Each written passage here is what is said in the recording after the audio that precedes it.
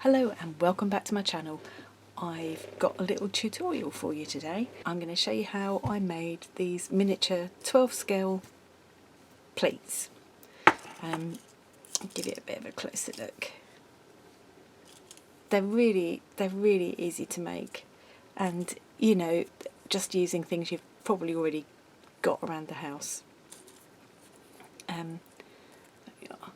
Try and have a little. I don't know how well the camera's going to show them. I'll put some photos on as well so you can see them a bit better. So I use these in my little miniature rooms and things, and just recently I used a couple of them on a journal page, and one of my lovely viewers, Hey Seaville, hello, did say, you know, they'd like to see a tutorial, so happy to oblige. I will put a link to Hey Seaville's channel down below as well. Check it out if you haven't already. Oh, the most beautiful, inspiring projects. Anyway, so to make these, all you really need is, you'll need a printer. You will need a printer, although you could go and get the printing done somewhere else. And then some other household items. So buttons. I've just got a handful of buttons out of my big old button jar. Pair of scissors. Now I am lucky enough to have some circle punches, which does make the job a lot easier, but if you haven't got circle punches you can easily do it with scissors. When I made these quite some time ago, I didn't have those punches and I just cut them out by hand. Then in order to shape them, I use something like this. I use both ends of it, but again, if you haven't got that, you can make do with other things. So you could use the rounded end of a pencil. You could use a biro that's run out of ink. I've actually used the knobbly end of a knitting needle before. You've got to be a little bit careful using pointy things. Go very gently because you'll tear through the paper otherwise. And actually a chopstick. Different styles of chopsticks, they can be really handy. Just have a look around, you'll have something that you can make by end of a paintbrush. It does help to have one sort of softer rounded end and one slightly smaller. So that's that and that. Then I've also used some hairspray and some kind of varnish. So I've varnished these. Now you could use a clear nail varnish like this, or and you want something shiny so it ends up looking like china. So I've got this gloss varnish I'm going to use today. This is actually a matte nail varnish, and I actually want the shiny finish today. And then on some of these you can see, let's pick one that shows it better. That one shows it pretty well. I've actually used a crackle medium over the top, so I've done a couple of coats of varnish and then a crackle medium over the top. So I've used this one, this Crackle Accents, but there are 2 or 3 different brands I've tried before and they all work in a similar way. So punch or scissors, a few buttons, something to do the shaping with. Some of them I've finished off with a gold edge, so I've used this antiquing cream, but equally well you could use a gold pen or something, or just not worry about the gold finish. And the most important fun part is the printed sheets. There are, if you search online, just search something like printable miniature plates. I think that's what I did to find these. There are loads of them. Some of them you need to pay for, some of them are free. These ones, beautiful. There's some blue and white ones. I actually printed them too large to start with, or too large for my purposes, because I really want them to be kind of 12 scale. So 12 scale means 1 inch to 1 foot. So even these little ones are about 1 inch wide. That would make them 1 foot wide if they were in real life, which is a bit big for a plate anyway. So yeah, I didn't want them as big as this. So I printed out 2 sheets on 1 sheet, and that came out just about the right size. So my 1 inch punch will cut those out perfectly. I've just printed them out on a reasonably heavyweight card, about the heaviest weight that my printer will allow. I have an inkjet printer, so that's where the hairspray comes in, because sometimes with inkjet printing, if you then put any kind of a wet medium over the top, so in this case I want to varnish over the top, you can end up moving the ink about and smudging the image, which would be a shame. So if you give it a quick spray of, you can just use a fixative or something if you've got it, but if you haven't, hairspray works, and it's a lot nicer smell actually than a fixative, and it works perfectly well for this. I wouldn't use it on my best works of art, but it's fine for this. This particular sheet, this one, all of these came from dollhouseplace.com. I will put a link to them below. It does say printed with permission. Now you can print these off free, but I noticed that they also sell a gadget which would really help to make the shaping of the plates much easier. I think they're in America, so for me it's not worth the postage to get them over here, so I will make do with my buttons. And I think these ones, I just shape them literally in the palm of my hand. I just did this in the palm of my hand, and that was enough to give them a good enough shape for my purposes. I've also printed out on photo paper just to see how that works out. So this is a glossy finish photo paper. I've printed some more plate images. Again, these were free, and I will post the link below. And I don't know how you say this, but it's anniesamlondon.wordpress.com. And now I can't remember if it was this site or this one, but you'll find out when you go. And they gave a tutorial as well on how to make these little miniature plates, and they recommended doing several coats of paint on the back, several coats of varnish. I didn't do all that with mine. I think it would make them sturdier, and it, you know, arguably you'd end up with a better product. But for what I wanted, I haven't put anything on the back. It's just the plain card on the back, and I think I put 2 coats of varnish and then a coat of the crackle varnish over the top, crackle accents over the top. So without further waffling on, let's have a go. So let's have a go at the ones that are on the normal matte card first. I'll do blue and white one. Blue and whites are my favourites.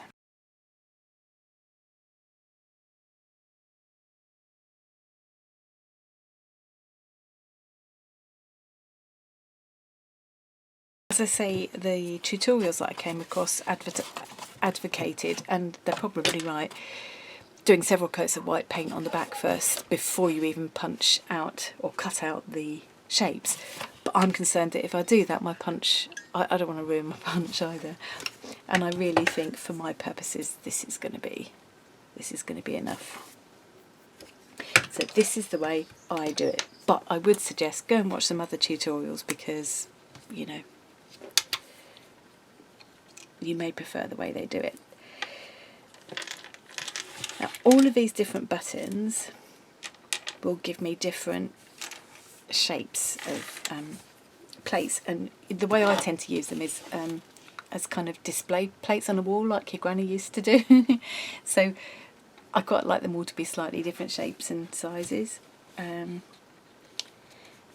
This one's nice because it's almost exactly the same size as the button, so I can hold them together and make sure it doesn't move about too much. And then I just start very gently. Don't press down too hard straight away. Do it very gradually so that you don't kind of buckle the paper too much. I just start going round and round. Let's see if I can get it a bit closer to the camera. Round and round and round, quite gently, until you feel the paper starting to shape its way into the button. And then you can get harder and harder. And if you've got one that's got a groove in it like this, you can then gradually work your way in with the smaller end of the tool. And that is already, I don't know if you can see, that's already starting to form a slight curve.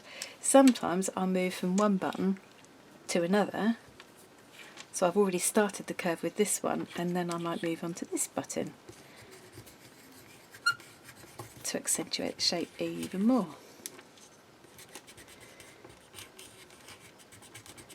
And it's an ideal kind of thing to do while you're sat watching you know, binge watching some some series on Netflix or something, which is something I do a lot. Yeah, see, and that's now taking on even more shape. Let's try this one. Whoops. This is a bit harder because it's not the same size, so it's harder to hold them together, but you can. Whoop. I'm just going to now go with the slightly smaller end. See how that comes out. There you go. Yeah, so I've got quite a nice, I really hope the camera's going to pick that up. Quite a nice little plate shape going on. And really, that's enough. For me, that's enough. So what I would do now is work my way through, punch out a whole lot, shape a whole lot, and then do all the varnishing at one time. Leave them to dry until tomorrow, and then put another coat of varnish, and then the crackle accent. So I'm going to speed through a few of these.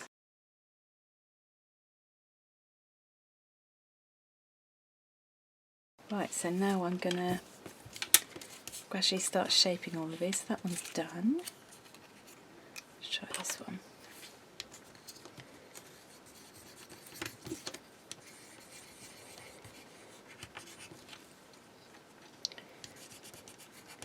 So the secret of this really is just to, it's really not hard. You just need to take your time and work into these curves gently and gradually, rather than try and do it all at once.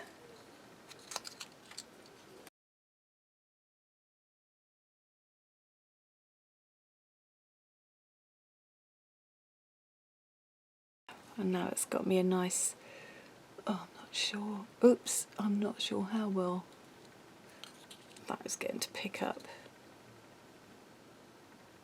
But it's given me a nice little plate shape. Okay, I'm going to do one or two more and then I will finish the rest off camera and come back and show you.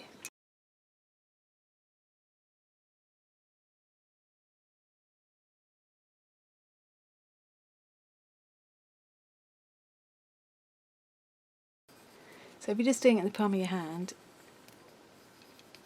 again, just start very gently. I tend to start from the middle, quite small circles, and then go outwards, and then come back to the middle and go outwards. And you'll see that it starts to curve. And then I'll just keep working it.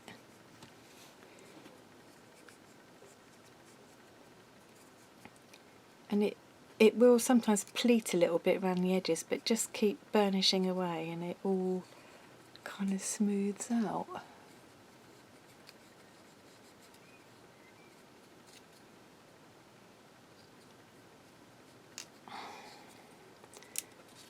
Yeah, so you can see it's kind of, it has pleated a little bit at the edge, but really in the finished thing you just don't see that. I want to see that a bit better. So starting in the middle. You could also do this on one of those stamp mats or a mouse mat or something. Don't really use mouse mats anymore. You don't see them so much, do you? So I'm starting in small circles and working towards the outside, and then coming back and working towards the outside, and it's now starting to get that curve.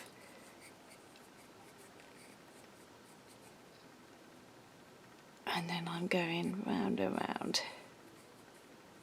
to smooth out that curve. Okay, so I'm going to finish the rest of those off camera and then I'll come back and show you the next bit.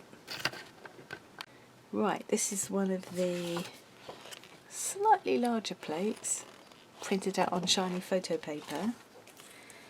Thought I'd have a go with this. And these are the ones that I'm hoping I won't need to varnish.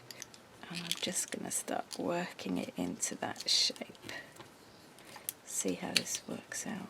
I don't know how this paper will react either to being shaped in this way, because I haven't tried it before. Well, it's a bit, it's pleating a bit much, so I probably won't bother with any more of those. I love these designs, they're very, very pretty, but I think I'll print them out again on normal card rather than waste any more time doing that, because I really don't think that paper likes being formed in this way too much. Now all I need to do is varnish it. As I say, if you haven't got any sort of craft or art varnish, you could just use a shiny nail polish. This is a matte nail polish, so I'm not going to use that, but a clear, normal, clear, glossy nail varnish would do the trick. I'm going to use, and because I've given it that coat of hairspray, that should be enough to stop the inkjet printer ink moving. So you just get that shine. Now with the ones that I made a while back, I believe they got 2 coats of varnish. This is enough to gives it a bit of a sheen, but I think the 2 coats gives it more of a shine, and also just makes them a little bit more durable and kind of china looking. Some people have used Mod Podge. I suppose anything like that really will do. You could use watered down PVA actually, but I really want to give them a shine, because to me that makes them look like china. And the hairspray is definitely doing the job of stopping this image from smudging, so that's good. So those will now be left to dry. Won't take too long, it's really, really hot today actually. And then I'll probably give them another coat, and then over the top of that I will put a crackle accents on some of them. Also, I quite like putting a gold edge on. So to do that, the easiest way, I've had this stuff which I think was called antiquing cream when I bought it, although I can't even, that's worn off now. I can see it says something cream. I wonder what that said. But it's a lovely, it smells lovely too. You can see I've had this for at least 25 years, and you can see it's still only about half used, and I just get a little bit out on my finger. I think at the time it felt like quite a big investment. Look how lovely that is. It felt like quite a big investment because I wasn't too flush at the time, so it was a considered purchase, but my goodness me, it's been worth every penny. I've used it on so many projects. At the time I bought it for things, I was making things around the house. It was during that's how long ago it was. It was during the 80s or early 90s when we were all doing paint effects, so it's even longer ago than 25 years, isn't it now? And now it's more for arts and crafts projects, but you just touch it on whatever you're working on. I'm doing this on one of the ones that I haven't shaped or varnished yet, just to show you. And I'm sure, you know, maybe this make isn't available anymore, but I'm sure you can find, excuse my neighbour's dog, blinking thing won't stop. So you just put it on there, and it's lovely on, oh, I haven't got anything here that's suitable to show you, but you can put it on so many, what about one of these buttons? I wonder if I would have one of these buttons just to show you. You can use it on so many different surfaces, and then if you buff it up with a soft cloth it gets shinier and shinier. It's lovely, lovely stuff. But having said that, you could equally well use just one of these kind of gold pens like you've got for writing in Christmas cards or something. A lot of people will have these knocking around, I'm sure. So you would just like run that along the edge, just to give it that little fancy finish. Look like my granny's china. I've actually inherited my granny's china, and it's beautiful. It looks very much like this actually. very much like it. It's called Floradora. I think it's a Royal Doulton set. Actually had it for donkey's years. It was precious. It's precious to me as well. Always lived on our dresser. So this always reminds me of that, and that has a lovely gold edge to it. Actually, this one, I don't think I golded this one. Let's gold this one. Ooh. There we are. So I'm just touching it along the edges. And it washes off your hand really easily. I'm sure I probably should put gloves on or something, but I've been using this for years and never come to any harm, so I'm not going to worry too much. I really don't think the camera's going to pick that up too well, but it gives it a lovely, subtle gold finish. Really like it. I like this as well though. And then the crackle accents just take quite a long time to dry, so I would just, I wonder if one of these is dry enough to do it. Let's try on this one. It's a bit like with using glossy accents. I think Ranger that make glossy accents, this is Ink Essentials, Ranger that make glossy accents also do a crackle accents and a sepia accents.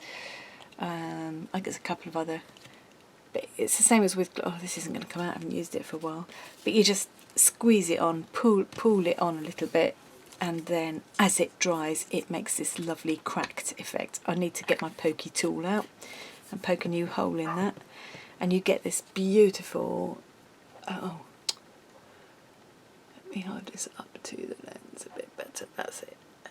So I wonder if that is going to focus. A beautiful cracked effect. What I'll do is try and take some photos of the finished ones, the ones that I made before and these new ones, and I'll add that to the end of the video and then you can see them a bit better. But yeah, that's it. It's really simple. I mean, I've got a nerve even calling that a tutorial really, because it's just really not very much to it. But I hope you find that useful. Thanks very much for watching today, and I will see you again really soon. Bye.